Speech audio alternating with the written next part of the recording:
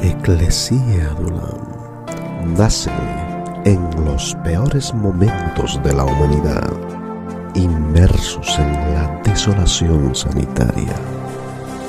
Ahora está aquí para edificar tu espíritu. Junto a vosotros, el pastor y maestro David Parra.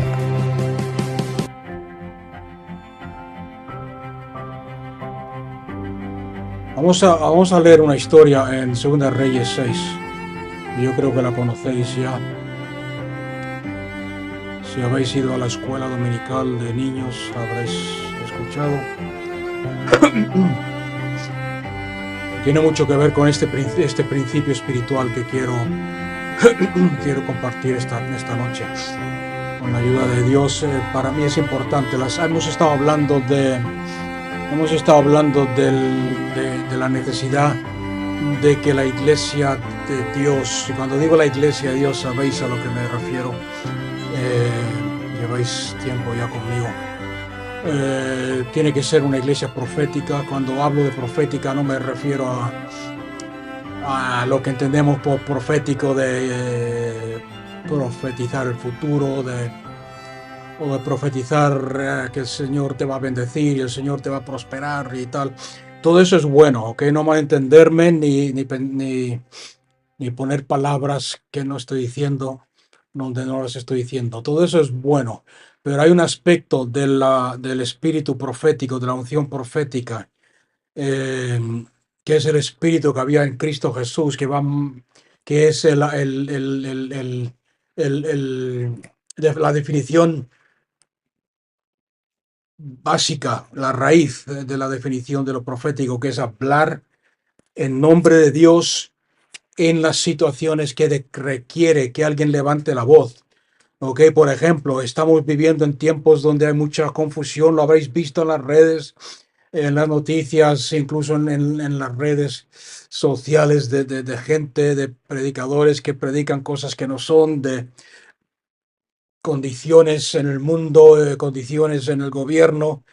El espíritu profético es aquel que en medio de esas situaciones se levanta y declara lo que la palabra de Dios o Dios está diciendo. No sé si me estáis entendiendo o no. Y ese es el espíritu profético del cual estoy hablando yo. Lo necesitamos. El profeta Joel profetizó.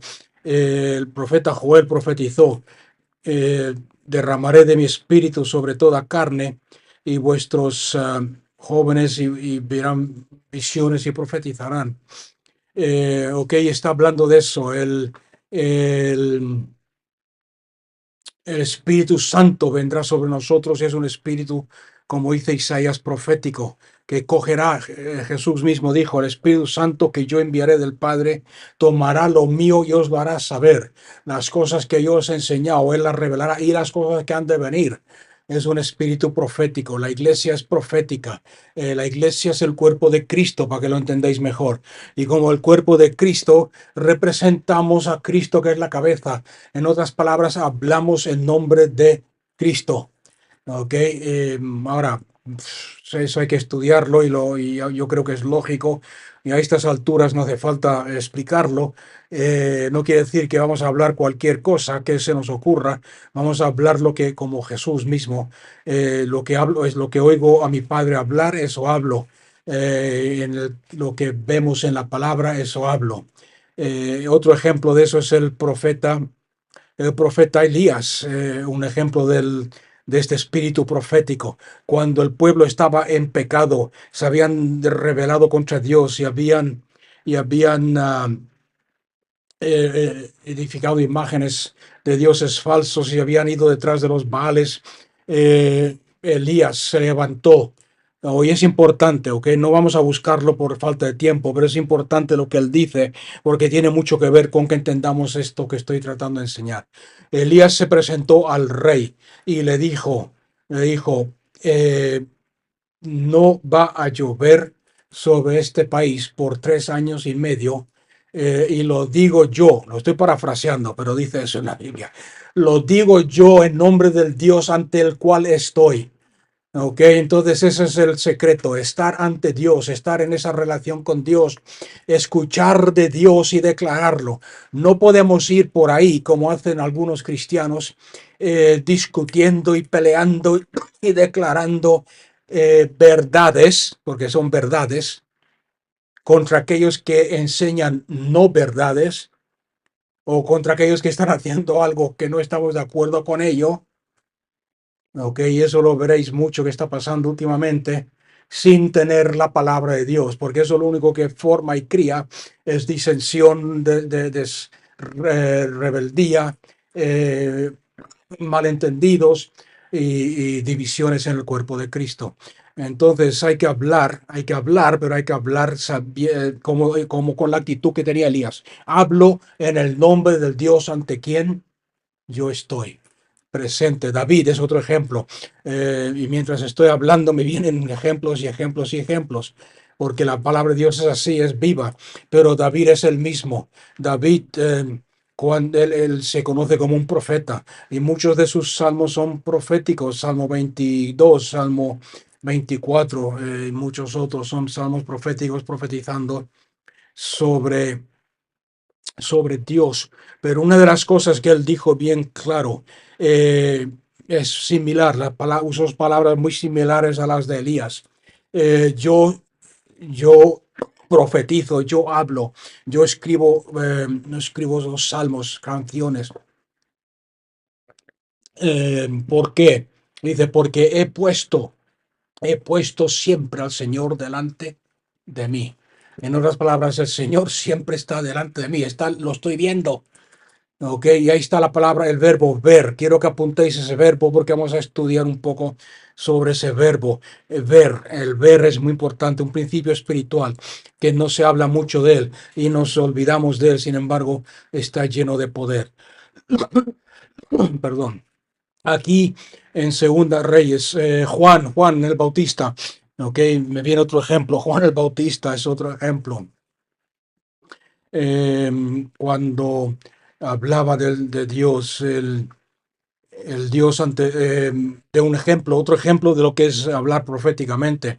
Cuando el rey del gobernador de ese tiempo estaba viviendo en pecado, estaba viviendo en adulterio, estaba, estaba teniendo relaciones con la esposa de su hermano y cosas así. Entonces Elías se levanta y le dice, no le pasa la mano por la espalda, no dice, bueno, tal, sino que le dice, mira, lo que estás haciendo está mal y Dios te va a castigar por eso, que de hecho más adelante pasó, ¿ok? Y ese es el ejemplo cuando yo hablo de profético, me refiero a eso, aunque todos los otros dos aspectos que he mencionado antes son válidos y son bíblicos, ¿ok? En su tiempo, en su momento. O sea que quiero que quede claro eso, porque en ese concepto profético que estoy tratando de enseñar, con la ayuda de Dios, es el cual todos los que me estáis escuchando y la iglesia de Cristo Jesús tiene que moverse, tenemos que levantarnos. El momento que la iglesia, que es lo que está pasando y lo que ha pasado en los últimos 100 años, el momento que la iglesia pierde esa voz profética, ese como lo digo, es reconocernos de que somos los representantes de Dios en la tierra. Ok, no estoy hablando representante de Dios como el Papa, el Vaticano, sino el cuerpo de Cristo, el que me ha visto a mí, ha visto al Padre, y nosotros, y Jesús nos dice lo mismo de nosotros, el que os ha visto a vosotros. Pablo dice, imitadme a mí como yo imito a Cristo. Somos la imagen del Dios invisible, somos la imagen de Cristo aquí en la tierra. Y estamos aquí no para predicar sermones bonitos, no para llenar lugares de gente y predicarles a gente que ha escuchado la palabra de Dios 20.000 veces en su vida, el mismo concepto, el mismo, sino para hablar en el nombre de Dios, para manifestar su reino, para revelar y manifestar el señorío de Cristo, para hablar en contra del pecado, para levantarnos en contra del odio, levantarnos en contra de la confusión, levantarnos. Y en ese sentido tenemos que aprender que somos proféticos. Dios levanta y Dios desde siempre ha preparado y ha querido una iglesia profética. Em, y eso podéis verlo. Es que mientras más hablo, más me sale, pero eso podéis verlo muy claro profetizado en la vida de Moisés. Cuando Moisés era el único que profetizaba y juzgaba y hablaba y representaba a Dios ante el pueblo, hasta que su suegro, que tenía bastante sabiduría, va y le dice: imparte el mismo espíritu que tienes tú en tantos, no me acuerdo ahora el número exacto, pero menciona un número, en tantos ancianos, gente de reputación buena, gente de responsabilidad. Imparte lo que tú tienes para que ellos también representen a Dios y no lo tengas que hacer tú solo. Y Moisés menciona las famosas palabras, que no sé si las conocéis o no, pero él dice: ojalá todo el pueblo fueran profetas. En otras palabras, todos hablasen en nombre de Dios y representasen a Dios. Ok, y es en ese contexto que estamos viendo estos dos o tres estudios. Volviendo al tema, en Segunda de Reyes, capítulo 6, versículo 15 al 17, y cuando el criado de Eliseo madrugó para salir, o sea que estaban durmiendo Eliseo con su criado, y seguro que se levantó de madrugada para ir a coger la leña, para preparar el desayuno, el café, etc. Dice: cuando el criado de Eliseo madrugó para salir, he aquí un ejército con caballos y carros rodeando la ciudad. Y el siervo le dijo: ¡ay!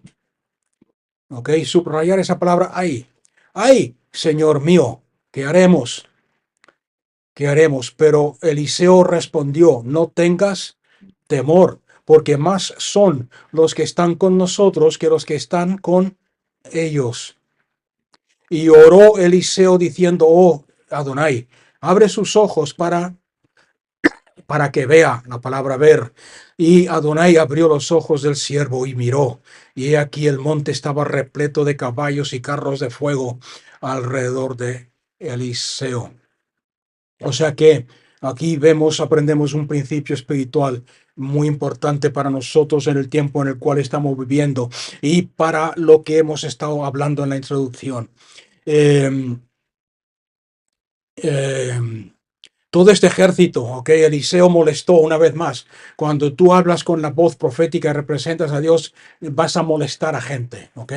Vas a molestar a mucha gente, vas a molestar al diablo, vas a molestar a muchos cristianos y vas a molestar a gente, a familia y a gente que no quieren escucharte, no quieren escuchar lo que Dios está diciendo.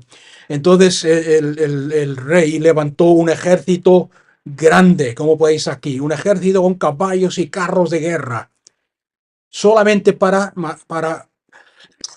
solamente por un hombre, por Eliseo, solamente para perseguirlo a él, matarlo a él o llevarlo cautivo, solamente por un hombre que representaba a Dios.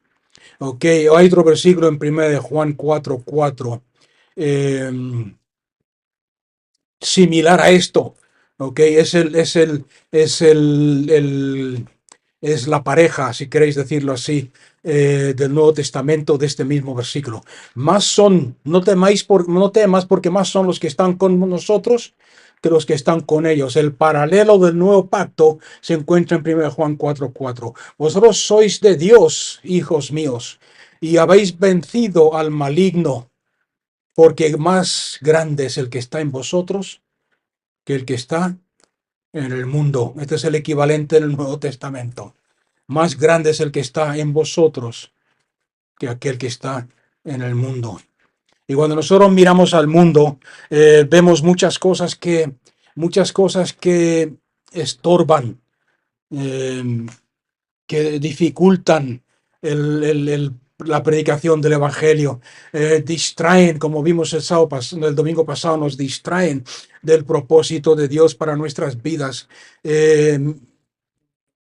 Nos dificultan, nos entorpecen nuestro avance con Dios y el avance del reino de Dios y la manifestación del reino en nuestra vida. Queremos ver la gloria, queremos ser fieles a Dios, pero hay estas cosas que nos entorpecen. Vemos a la iglesia y vemos dentro de la iglesia que hay muchas cosas que nos molestan, nos frustran, nos estorban, nos molestan porque sabemos el Espíritu de Dios mismo que está en nosotros nos da testimonio de que no están bien las cosas, de que las cosas no cuadran. Miramos a nuestras circunstancias y nos llenamos de temor, nos llenamos de depresión, nos llenamos de ansiedad. Vemos que el enemigo se levanta para matar, robar y destruir. Vemos a los ángeles, y os dais cuenta que estoy usando el verbo ver y lo estoy repitiendo a cosa hecha. Vemos a los ángeles de luz presentándose a sí mismos como siervos de Dios, cuando en realidad no son ángeles de luz, sino que son mensajeros de Satanás. Vemos muchas visiones falsas, muchas palabras falsas, muchos maestros falsos, muchas enseñanzas falsas. Y como el siervo de Eliseo, clamamos y decimos, ay, ¿qué podemos hacer con todo esto? ¿Qué podemos hacer? Cuando nos enfrentamos a todas estas cosas. Y desde el punto de vista humano, desde el punto de vista nuestro, parecen situaciones y cosas muy grandes. Y se requiere mucho esfuerzo, mucho valor a veces y disciplina para enfrentarse a estas situaciones y para mantenerse firme en medio de todas estas cosas. Y muchas veces parece como que nos estamos hundiendo bajo el peso de tanta carga y de tantos ataques y de tantas dificultades que se nos echan encima. Y estoy seguro que más de uno se preguntará, ¿vamos a ser tragados, absorbidos totalmente por estas cosas, por la situación del mundo, por las cosas que nos rodean, por las tinieblas? Y si nos fijamos en los hechos y nos fijamos en lo que ven nuestros ojos, es muy fácil perder la esperanza y como el siervo de Eliseo decir, más grande, más número, hay más problemas, más contratiempos, más dificultades, más, eh, qué sé yo, obstáculos contra nosotros que aquellos que tenemos a favor nuestro. Ahora la pregunta que tenemos que hacernos esta noche, ¿cómo vencemos estas cosas? Y el secreto para vencer en un mundo en el cual estamos viviendo, el secreto es el ver. Ok, ahí está el verbo ver otra vez. Y el secreto es ver. Si nosotros somos capaces de ver, ok, ahora quiero otro punto de aclaración. Aquí os acordáis que el domingo pasado dije que hay dos formas de entender la Biblia. Una es con la mente natural y otra es con el espíritu. Y como dice el apóstol Pablo, las cosas del espíritu no las puede entender, no las podemos entender si tratamos de explicarlas o de entenderlas de forma natural. Este es uno de esos principios. Ahora mismo, si yo estoy hablando de ver, necesitamos ver. Es lógico que estoy hablando de un ver que va más allá del ver natural, porque muchos dirán, muchos creyentes responden a este estudio, es que yo no veo nada, es que yo veo lo que estoy viendo, yo veo las circunstancias, yo veo lo que me rodea. Sin embargo, de la misma forma que un cuerpo físico tiene 5 sentidos, el tacto, la vista, el olfato, el oído, ¿y cuál es el otro? He dicho tacto. El espíritu tiene 5 sentidos espirituales también. Y de la misma forma que podemos ver en lo natural, tenemos que aprender a ver en lo espiritual. Y es de ese ver el cual estoy hablando aquí ahora. Si solamente pudiésemos ver, entonces, si somos capaces de ver, lo voy a decir de otra forma, si somos capaces de ver, vamos a vencer y vamos a tener la victoria. ¿Por qué? Porque la vida fluye del ver. No podemos vivir como vencedores hasta que no veamos la victoria. Pero una vez que la vemos, vivir en esa victoria se hace algo natural en nuestra vida. ¿Ok? En todo lo que enseño yo, por lo menos, y lo que enseña la Biblia, lo que enseño yo, hay un principio que tenemos que poner en práctica, que antes de hacer, tenemos que ser. ¿Ok? Si quieres apuntarte eso en algún lugar, en algún papel, el hacer sigue al ser. Antes de hacer, tenemos que ser. Lo voy a explicar de esta forma. Y es un principio bíblico muy mal entendido, porque casi siempre, el cristiano se le ha enseñado, y aunque no se nos haya enseñado por subconscientemente, hacemos o tratamos de hacer para ser. Tratamos de hacer obras de santidad para ser santos. Tratamos de hacer obras de justicia para ser santos. Tratamos de hacer las obras de Dios para ser usados por Dios. No sé si me entendéis o no. Queremos hacer primero para ser.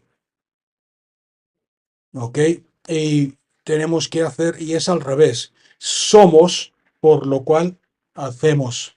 Soy santo, por lo cual hago obras de santidad. Soy la justicia de Dios, por lo cual hago obras de justicia. Soy el ungido de Dios y el Espíritu de Dios está sobre mí, por lo cual se manifiesta el Espíritu Santo a través de mí. Amén. Y eso es importante, somos. Y esa es una de las cosas que tenemos que ver. El momento que tú veas eso, el momento que tú veas quién eres, el momento que tú veas lo que eres, el momento que tú veas que eres santo, vas a hacer obras, vas a tener victoria en cuanto al tema de la santidad.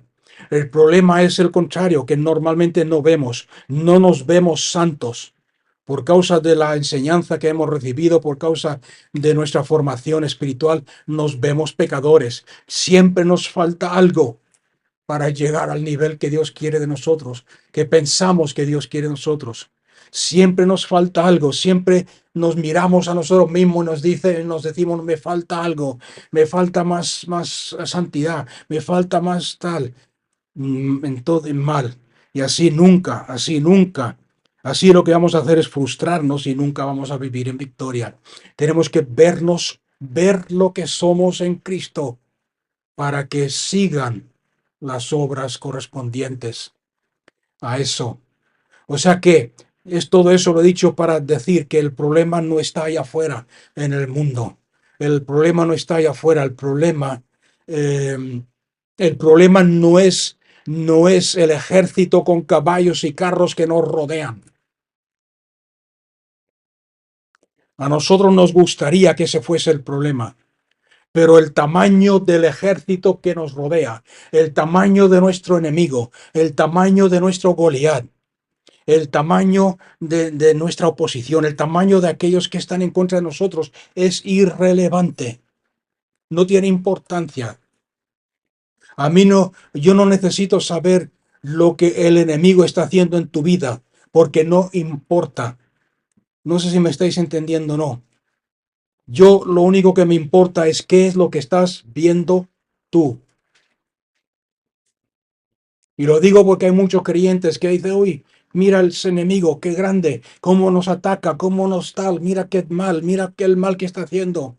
Entonces no es, vuelvo a repetir, el tamaño del ejército y del gigante al cual te estás enfrentando no es importante, es irrelevante, no es relevante a la victoria. Lo único que es importante es qué es lo que estás viendo. Cuando tú miras por tus ojos espirituales, cuando tú miras desde el lugar donde tú estás, ¿qué es lo que ves? Si estás viendo correctamente como la Biblia enseña, nada puede derrotarte. Si no estás viendo bien las circunstancias como la Biblia enseña, cualquier problema, aunque sea el más pequeño, te va a dominar y te va a controlar y te puede incluso destruir. ¿Me está entendiendo alguien? La diferencia entre la victoria y la derrota no tiene nada que ver con lo que Satanás esté haciendo, o la dirección que este mundo esté tomando, o la situación en la cual se encuentre la iglesia. La diferencia entre la victoria y la derrota tiene que ver con qué es lo que tú estás viendo cuando miras. Mucha gente mira a su alrededor y se ven rodeados por enemigos. Es por eso que viven sus vidas en desesperación y en temor. ¿Qué va a pasar? ¿Qué va a pasar? ¿Qué va a pasar mañana? ¿Qué va a pasar el año que viene? ¿Qué va a pasar con el mundo? ¿Qué va a pasar con mi vida? Mira, donde quiera que miren, miran a la derecha, a la izquierda, para adelante, para atrás, para arriba, para abajo, y ven al demonio por todos lados. Y cuando hablas con ellos, te cuentan historias de cómo el enemigo los ha atacado, cómo el enemigo está atacando como el enemigo. Pero el vencedor mira a su alrededor y ve algo muy diferente. No ve lo que ven los demás. Y es por eso que son vencedores. Es por eso que tú hablas con ellos, es por eso que tratas con ellos, es por eso que los conoces y dices, ¿por qué? Si están enfrentándose a la misma situación que yo, ¿por qué vencen? Ahora, lo que tiene que quedar claro es el que para ser un vencedor no hay que negar la existencia del enemigo. No vamos a ganar las victorias fingiendo que el enemigo no existe. No vamos a ganar ninguna batalla fingiendo que estamos rodeados de tinieblas. No vamos a ganar ninguna batalla en este mundo fingiendo que el mundo no está mal. No va a hacer el que tú finjas que el enemigo no existe o que todo está bien, entre comillas, negar la existencia del adversario no va a hacer que desaparezca. Negar la condición de tu vida espiritual no va a hacer que desaparezca. Negar la condición de la iglesia no va a hacer que desaparezca. Tenemos que reconocer y admitir que hay un enemigo real, de que hay un espíritu, y fijarse bien que he dicho espíritu del anticristo, que está empeñado en destruir al remanente y está empeñado en entorpecer el testimonio de Cristo Jesús aquí en la tierra. Y también reconozco, yo personalmente reconozco, y hay que reconocer, de que muchas veces parece ser que ese espíritu del anticristo parece, fíjate que estoy diciendo parece, está tomando ventaja y tiene ventaja sobre nosotros. Pero vuelvo a repetir, el problema no es el enemigo. Podemos mirar al enemigo, podemos estudiar al enemigo, podemos incluso levantar movimientos religiosos alrededor nuestra lucha contra el enemigo, como algunos han hecho. Podemos escribir libros y seminarios y estudios sobre la guerra espiritual y el enemigo. Pero cuando miramos desde nuestro hogar, desde nuestro corazón, ¿qué es lo que vemos realmente? Y ahí está, vuelvo a repetir la diferencia. Aquellos que vencen y aquellos que son derrotados. Ahora, la diferencia está no en la habilidad, no en tu habilidad de luchar, sino en tu habilidad de ver. Y esta habilidad de ver no proviene de ti, sino que proviene de Dios. ¿Os acordáis los 2 o 3 ejemplos que os he dado antes? David, ¿qué decía David? Cuando su mismo ejército quería destruirle, porque habían perdido sus esposas y todo lo que tenían. Yo siempre he puesto, dice David, a Dios delante de mí, en mi presencia. ¿Qué dijo Elías? El Dios, yo hablo en nombre del Dios delante de quien, en cuya presencia estoy. Entonces no tiene nada que ver con tu habilidad de pelear, de luchar, sino en tu habilidad de ver, porque todo proviene de Dios. Poner a Dios delante.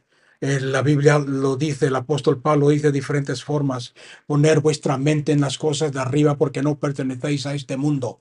Si no pertenecemos a este mundo, si no somos de este mundo, no tenemos a ver, ¿cómo lo digo? No tenemos ningún right en inglés, ningún derecho, ninguna business. Negocios, no hay otra palabra. No tenemos ningún business en estar fijándonos en lo que pasa en el mundo y en lo que nos rodea en el mundo. Ok, si no entendéis esa palabra business, le pedís después a los que hablan inglés que os traduzcan. Porque Pablo dice, vivís en el mundo, pero no sois del mundo, poned vuestra vista, habéis nacido del Espíritu, poned vuestra vista en las cosas del Espíritu, en las cosas del cielo, del celestiales. Eh, Aquí vemos la diferencia entonces entre el que vence y el que no vence. Elías, el siervo de Elías, sale de su casa, mira hacia el horizonte de madrugada. ¿Y qué es lo que ve? Ve un gran ejército con caballos y carros rodeando la ciudad. ¿Y qué es lo que sale de su boca? Lo primero que sale de su boca, ay de mí, ay Señor mío, ay, ¿qué haremos? ¿Qué haremos? Sin embargo, Eliseo mira y en vez de, ¿y qué es lo que ve? Ve lo mismo. Acordarse que he dicho antes que no se trata de ignorar el problema. Elías sale cuando escucha el clamor de su siervo, sale a mirar y ve lo mismo. Un ejército con caballos y carros rodeándolos. Sin embargo, ¿qué es lo que sale de su boca? No tengas temor. Y en todo lugar, en todo lugar, en todo ambiente, seguro que tú has escuchado un montón de gente clamando, ay de mí, ay de nosotros, ay Señor mío, ay Dios mío, ay Señor, ¿qué vamos a hacer? Ay Señor, ¿qué vamos a hacer? ¿Qué va a pasar con nosotros? Sin embargo, es necesario que se levanten algunos, aunque sean un remanente, que vean lo mismo, pero que sepan clamar porque están viendo otra cosa. Y sepan clamar, no tengas temor, no temas. Y fijarse bien lo que estoy diciendo, quiero que quede claro, quiero que entiendas, el problema no ha cambiado. El siervo de Eliseo sale y ve un gran ejército. Eliseo sale y ve un gran ejército. Las dos personas se enfrentaron al mismo ejército de enemigos. Los dos se enfrentaron a las mismas circunstancias. Sin embargo, uno responde, ay de mí, ay Señor. Y el otro responde, no temas. ¿Cuál es la diferencia entre las dos personas? Están en la misma situación, mismo problema, viendo lo mismo. Sin embargo, llegan a dos conclusiones diferentes, completamente diferentes. ¿Cuál es la diferencia? La diferencia está en lo que vieron cuando miraron. Yo sé que hay mucha gente que no les gusta este tipo de estudio porque suena demasiado fácil o muy simple. Muchos creyentes que dicen, sí, pastor, pero tú no sabes por lo que estoy pasando yo. Tú no sabes los problemas que tengo en mi vida. Es que tú no entiendes lo que me está pasando. Tú no entiendes los ataques que estoy viviendo. Y es posible, es muy posible que no entienda o no entendamos lo que tú estás pasando. Y es posible que nunca entendamos lo que estás pasando. Pero eso no es importante. Como he dicho antes, lo importante es si tus ojos están abiertos. Porque la solución no está en estudiar el problema.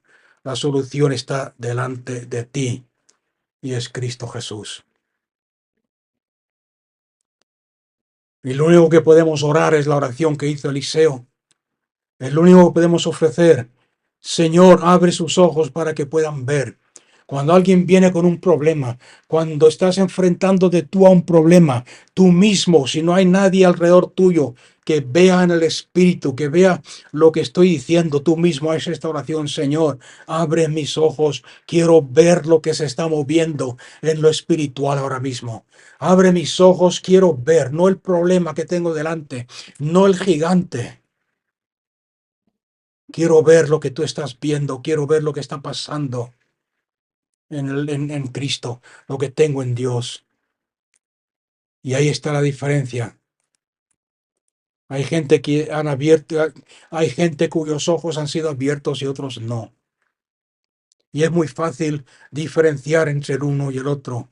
El primer grupo está siempre diciendo ay Señor, ay qué difícil, ay qué mal, ay qué débil que soy, ay qué insignificante, mientras que el segundo grupo están diciendo no temas, porque más grande es el que está conmigo, el que está en mí, que aquel que está en el mundo. Ahora no estoy hablando aquí, no estoy condenando ni criticando a nadie, simplemente estoy estableciendo un hecho, un hecho. Señor, abre nuestros ojos. ¿Cuánto tiempo se requiere para que nuestros ojos sean abiertos? No se trata, no tiene nada que ver, no tiene nada que ver con madurez espiritual ni crecimiento espiritual. No tiene nada que ver con que sea un don de Dios, que algunos lo tienen y otros no. No tiene nada que ver con sabiduría. No tiene nada que ver con crecimiento espiritual. En una de las iglesias que pastoreaba en Australia, tiene un hermano que siempre, un hermano mayor, que siempre que enseñaba algo, eh, cuando enseñaba esto, venía el lunes a mi casa. El domingo no me decía nada, pero venía el lunes a mi casa a tomarse un café y me decía: lo que has predicado, lo que has enseñado el domingo está muy bien, poderoso, palabra de Dios, pero tenemos que llegar a una madurez espiritual para poder vivirlo. Tenemos que ser más maduros. O sea que para él todo era bueno, pero no alcanzable hasta no llegar a un cierto nivel. Esto no tiene nada que ver con eso. Nada de lo que hay en la Biblia tiene nada que ver con eso. El siervo de Elías no empezó a ver poco a poco. El siervo de Elías no tuvo que estudiar por meses lo que Eliseo le estaba diciendo: no temas, porque más grandes son los que están con nosotros. No tuvo que coger un libro de teología para estudiar qué significa más son los que están con nosotros, qué significa no temas en la Biblia, qué quiso decir, qué quiere decir no temas en hebreo, qué quiere decir no temas en griego. No, no es nada de eso es necesario. Es simplemente fe. Señor, abre nuestros ojos para ver, porque queremos ver y ser vencedores.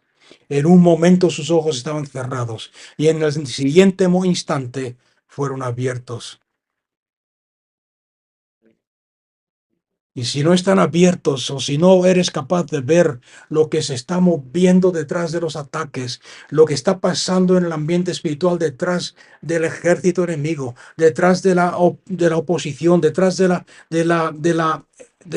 las dificultades que se levantan, detrás de los obstáculos que se levantan en tu vida, que interrumpen y entorpecen tu crecimiento en Dios y tu avanzar en Cristo Jesús y en hacer su voluntad en su vida, en tu vida. Necesitas hacer esta oración. Señor, abre mis ojos. El tener una revelación de Cristo, tener una revelación de Cristo de lo que y ver esa revelación de Cristo, revelación y ver lo mismo. No es un regalo, un premio que Dios te da por tu esfuerzo. El que tus ojos sean abiertos es simplemente un hecho de fe, un acto de fe, que solamente puede Dios hacerlo si tú se lo pides.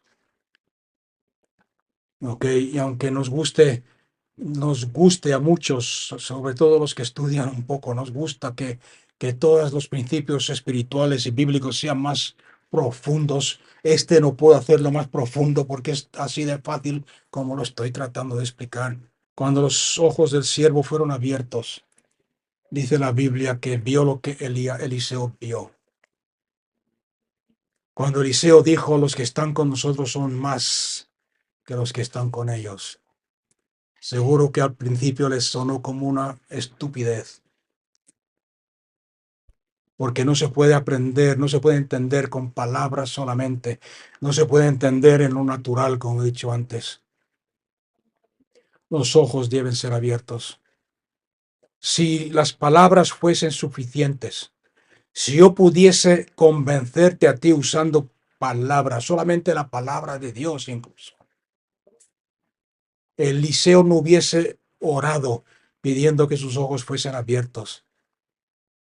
Simplemente hubiese cogido los escritos y los rollos del profeta Isaías, del profeta tal, del profeta al otro, y se lo hubiese enseñado.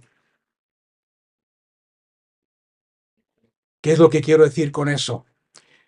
Y otra vez más vuelvo a repetir, por favor, no malentenderme, no decir que he dicho algo que no he dicho. Lo que voy a decir es que a veces necesitamos pasar más tiempo o menos tiempo estudiando o tratando de entender la palabra y más tiempo pidiéndole a Dios que abra nuestros ojos. Porque cuando nuestros ojos son abiertos, la palabra va a tener sentido. La palabra la vamos a entender, la vamos a ver. Hasta que no se han abierto nuestros ojos, la palabra nos va a parecer chino. Sabemos que hay algo importante ahí escrito. Sabemos que hay algo importante, pero no podemos entenderlo. O tratamos de entenderlo o de explicarlo de forma carnal, natural.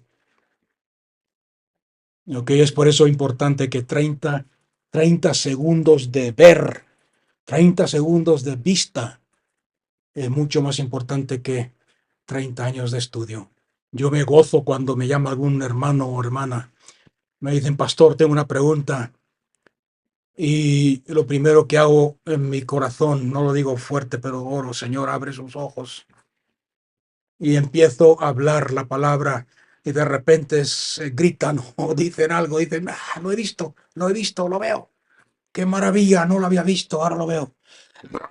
Eso a mí me bendice y me llena de alegría.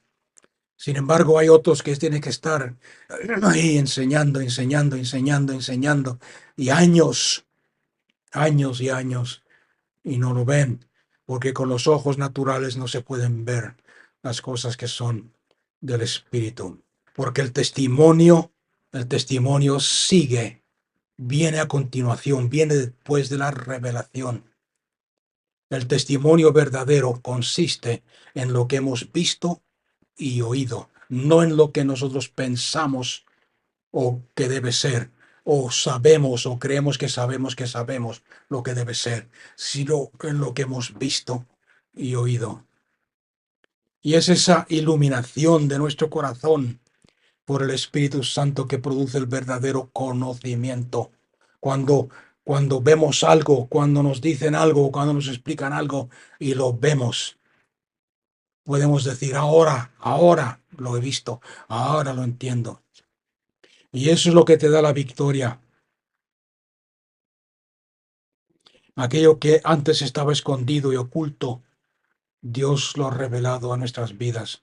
Y no es algo que esté reservado solamente para los profetas y los apóstoles y los evangelistas y los pastores y los maestros. En Juan 16, del 13 al 14, la Biblia nos dice que cuando os envíe al Espíritu Santo, dice Jesús, Él os guiará a toda verdad. Y está hablándole a todos, no solamente a los apóstoles. Eliseo no se puso a discutir doctrina con su siervo para tratar de convencerlo. Simplemente le pidió a Dios que abriera sus ojos. Y a mí eso me enseña algo muy importante. Me enseña de que no es mi deber. ¿Ok? Esta es otra de esas cosas que más de uno va a malinterpretar. Pero entender en qué espíritu lo estoy diciendo.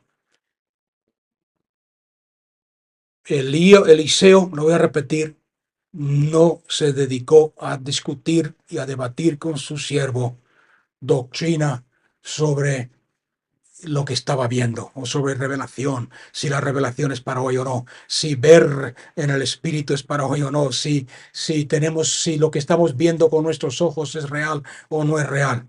Él simplemente le pidió a Dios, Señor, abre sus ojos. Eso a mí me enseña algo, que me enseña de que no es mi deber, no es mi deber defender la fe, ni convencer a nadie de lo que yo sé que es verdad. Yo simplemente tengo que orar y pedirle a Dios, Señor, abre sus ojos, y es el Señor el que se lo revelará. Cuando yo hablo con alguien que no es cristiano y empiezan a discutirme que sí, que no, que tal, no es mi deber el defender la fe y tratar de convencerlos, porque nunca lo voy a hacer. Mi deber es amarlos y decirles, Señor, pedirle a Dios, abre sus ojos para que vean. ¿Me está escuchando alguien esta noche? ¿Me está entendiendo alguien? Abre sus ojos para que vean. Otra cosa importante, ¿os dais cuenta que Eliseo en ningún momento le pidió a Dios protección No le dijo cuando vio el ejército enemigo, no le dijo, Señor, manda a tus ángeles. No le dijo, Señor, danos la victoria. No le dijo, Señor, nos están atacando. Danos, Señor, danos la victoria, por favor. Dame las armas para pelear. ¿Por qué no? Porque él ya había visto de que alrededor suyo habían un ejército más grande que el enemigo, carros de fuego y las huestes celestiales de ángeles guerreros. Cuando la victoria ya es nuestra, no tenemos que pedir victoria. Es como tratar de entrar en una habitación donde ya estás sentado. No sé si alguien lo ha intentado alguna vez. Estás sentado en tu living, no sé cómo le llama, se dice aquí, en living comedor. Y estás al mismo tiempo, es como tratar de entrar al living cuando ya estás sentado en el living. Es lo mismo, es lo mismo. Es similar, pedir victoria cuando la victoria es tuya, pedirle a Dios algo que Dios ya te ha dado. Si la victoria ya es mía en Cristo Jesús, lo que necesito no es pedir victoria, sino pedirle a Dios que abra mis ojos para que pueda ver lo que ya he adquirido y lo que ya he conseguido, lo que ya he logrado, lo que ya he adquirido en Cristo, no tengo por qué luchar por alcanzarlo. No sé cuántos se dan cuenta lo diferente que sería nuestra vida y nuestro testimonio si empezáramos a ver en los lugares celestiales.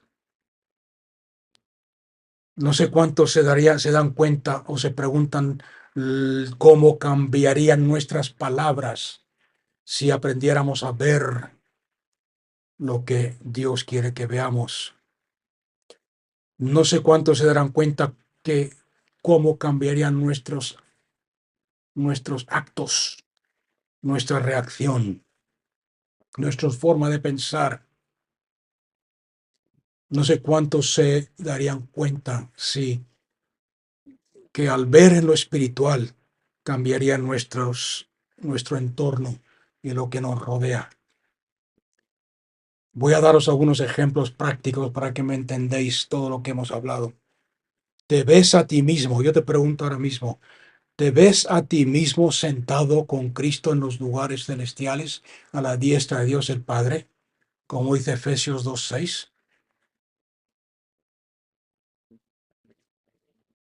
El apóstol Pablo se veía a sí mismo sentado en los lugares celestiales en Cristo.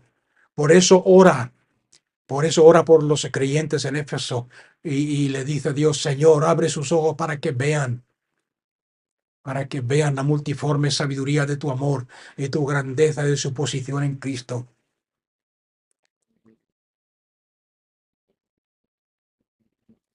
Cuando vemos que hemos resucitado con Cristo y que estamos sentados, y si os dais cuenta, vamos a verlo, porque hay muchos que cito estos versículos y no.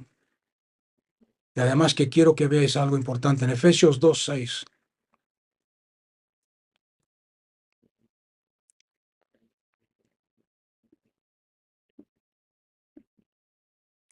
Y juntamente con Cristo Jesús nos resucitó y nos hizo sentar en los celestiales. ¿Os dais cuenta que está en tiempo pasado? En otras palabras, está hecho. Está hecho. Si tú empiezas a ver, le pides, si no lo estás viendo, pídele, Señor, abre mis ojos porque quiero verme sentado con Cristo Jesús en los celestiales. Porque el momento que lo veas, yo te aseguro que va a cambiar tu forma de ver el mundo, va a cambiar tu forma de ver la persecución, va a cambiar tu forma de ver las circunstancias. Vas a dejar de ver las cosas al nivel de la tierra, del mundo, y vas a empezar a verlas al nivel de celestial. Y de lo alto las cosas se ven muy diferentes que de abajo. No sé cuántos se han dado cuenta de eso. Cuando tú subes al monte ves las cosas muy diferentes que cuando estás abajo en el valle. Eliseo veía las cosas diferentes, por eso pensaba, hablaba y se comportaba de forma diferente. Muchas veces, como he dicho antes, nosotros como creyentes tratamos de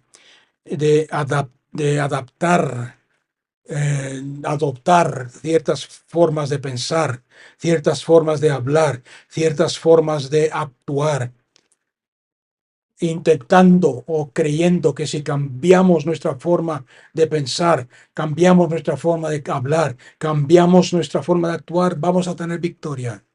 Y si esta es tu intención y si este es tu esfuerzo, y estás ya derrotado. Te lo digo así de claro, porque no vas a ver cambio en tu vida y te vas a frustrar y te vas a derrotar a ti mismo. Si la victoria está o tiene algo que ver en algo, algo que ver con lo que tú hagas, nunca vas a hacer lo suficiente para andar en victoria. Actuar espiritualmente no te va a dar victoria, porque la victoria, como he dicho al principio, no es lo que haces o dejes de hacer.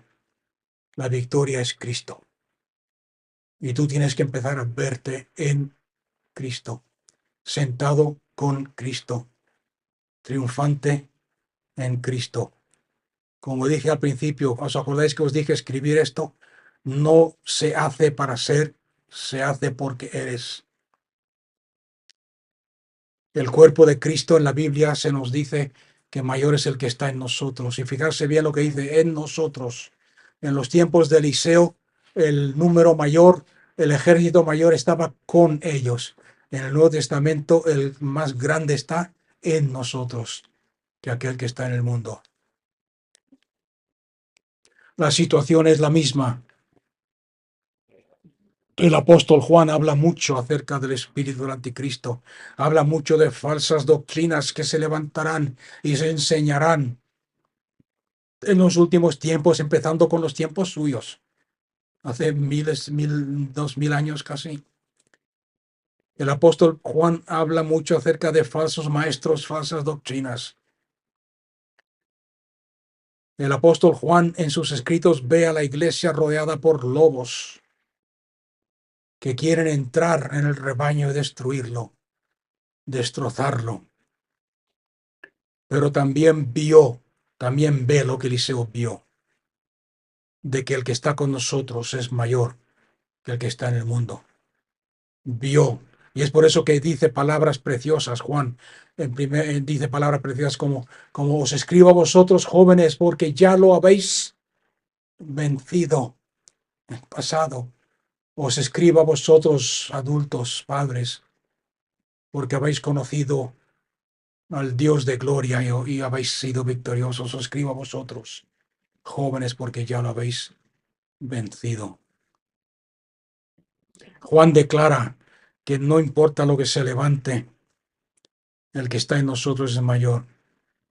Y no importa cómo te sientas, lo que veas con tus ojos físicos, lo que escuches con tus oídos, lo que la gente diga o lo que Satanás haga. No importa. Lázaro estuvo muerto 4 días y empezó a echar peste. La hija de Jairo, creo que fue, estaba muerta antes de que Jesús pudiese llegar a ministrarle. Las olas alrededor del barco estaban a punto de hundir el barco donde estaban los discípulos con Jesús. Pablo, dice la Biblia, que fue apedreado y lo dejaron afuera de los muros de la ciudad como muerto. Sin embargo, Lázaro resucitó, la niña recibió la vida, la tormenta fue calmada y Pablo se levantó y predicó el Evangelio del Reino. Porque el mayor siempre va a ser el mayor y el menor siempre va a ser el menor. El problema que tenemos como creyentes es que vemos al menor como el mayor, vemos a Cristo como menor. ¿Os acordáis la diferencia entre el ay y el no temas? La diferencia es tener los ojos abiertos. Cuando miras, cuando tú miras a tu vida, cuando tú miras a tu alrededor, cuando tú miras a tus circunstancias, cuando tú miras al mundo, ¿qué es lo que ves? Cuando tú miras la condición de la iglesia, ¿qué es lo que ves?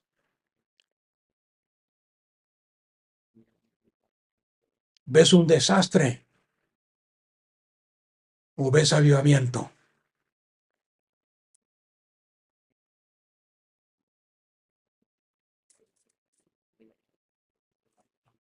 Cuando tú miras a la condición de la nación, de la educación, del gobierno, de las circunstancias que nos rodean, ¿qué es lo que ves? Porque no vas a pedir avivamiento si no lo ves primero, si no crees que es posible. Si tú ves a Lázaro muerto y no ves que Cristo Jesús es la resurrección y la vida, va a ser imposible resucitarlo.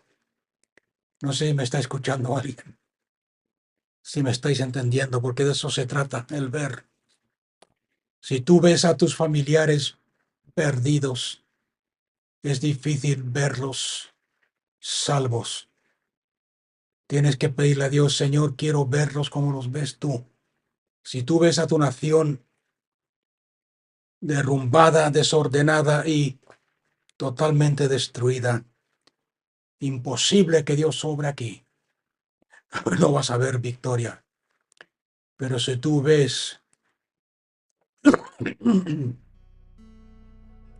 si tú ves que detrás de cada persona está el Espíritu Santo obrando, si tú miras a tu pueblo, como dije hace poco, y empiezas a decirle, Señor, quiero ver. Hace poco yo os conté el testimonio, creo, sí. Y estaba en un momento de desesperación, como Elías, Señor, estoy solo. Y el Señor le dijo, hay 7,000, creo que fueron, que doblan sus rodillas. Abre mis ojos, le dije, Señor, quiero ver. Y el Señor empecé a ver aquí en el pueblo donde yo vivo, personas, gente que a algunos ni conozco. Hay pueblo de Dios. Y a eso me refiero cuando digo, abre los ojos y ve.